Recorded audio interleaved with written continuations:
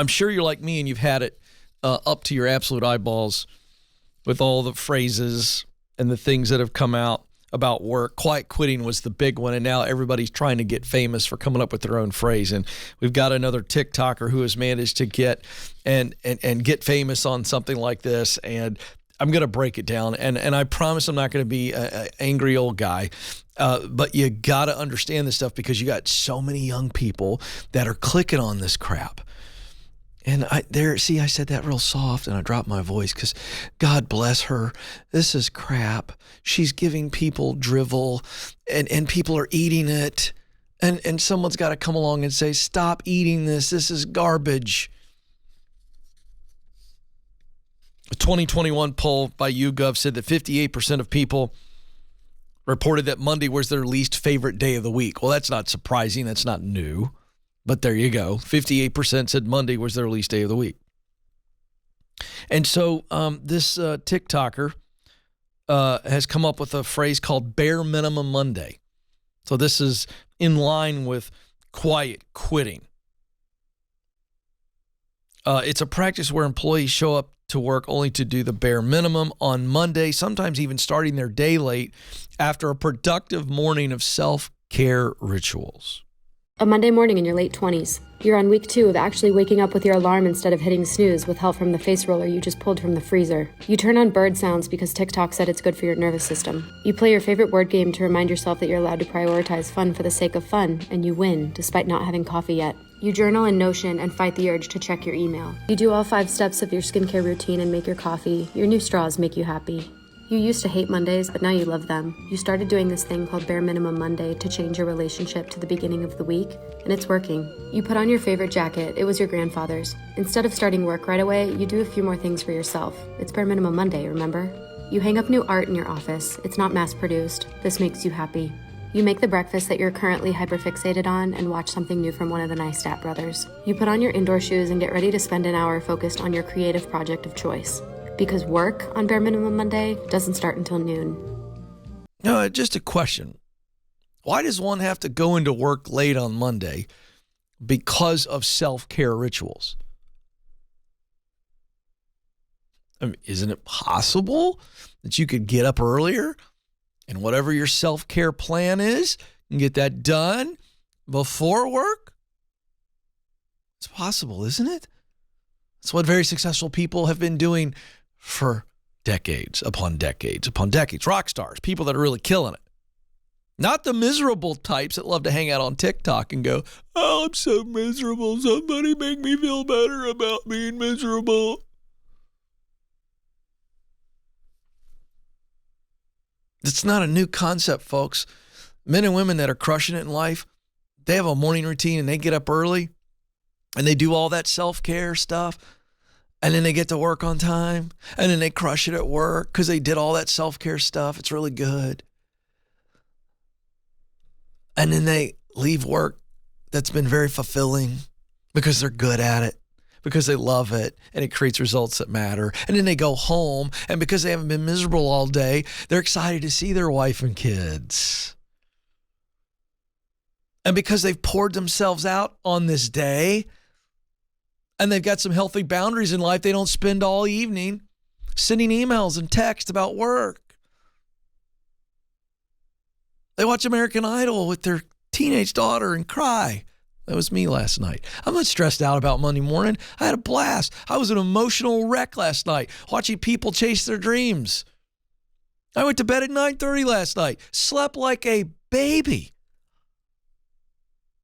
Why?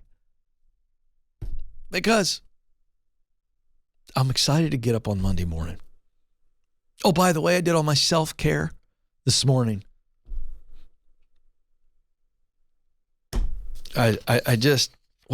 Folks, common sense isn't common anymore. So I have to say things like this. I'm just not getting angry about it anymore, Alex. So Marissa Joe is a TikToker who describes this, what is the stupid term? Oh, Bare Minimum Monday. So Marissa Joe describes Bare Minimum Monday as a way to quell the work pressure and hold herself accountable to, listen, folks, this is a direct quote from her TikTok, completing the least amount of work necessary to get by that day. What? Okay, here's a thought. How about we change our life to where we don't have to come up with strategies to do the least amount possible to make it through? So her videos have gone viral on TikTok. The most recent video posted last week got over 670,000 views. And this is what she said in that video. She creates a dedicated playlist of songs to get her through bare minimum Mondays.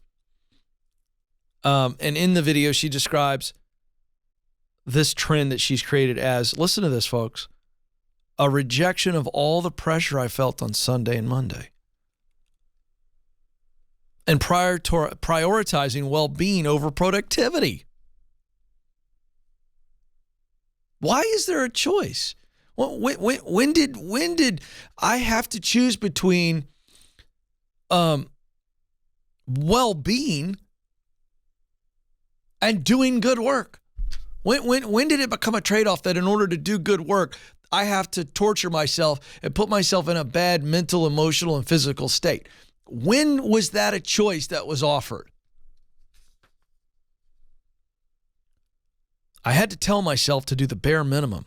Now, here's the key. This is what you all need to understand. Before you start defending, oh, Ken, you're being so sour and you're just being so boomery, and I'm not even a boomer. Oh, listen, I want you to listen to what's being said here. I had to tell myself to do the bare minimum in order to not make myself sick over how productive I was being. Okay, let's get into this. I am making myself sick over my productivity. So I'm obsessing.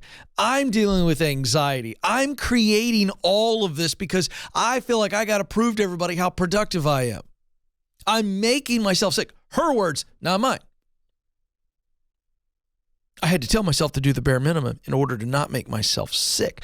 So you've got a problem. Your work and productivity is not the source of your problem. Something else is. And I am not minimizing that. I'm maximizing it. And I'm saying you need to get help.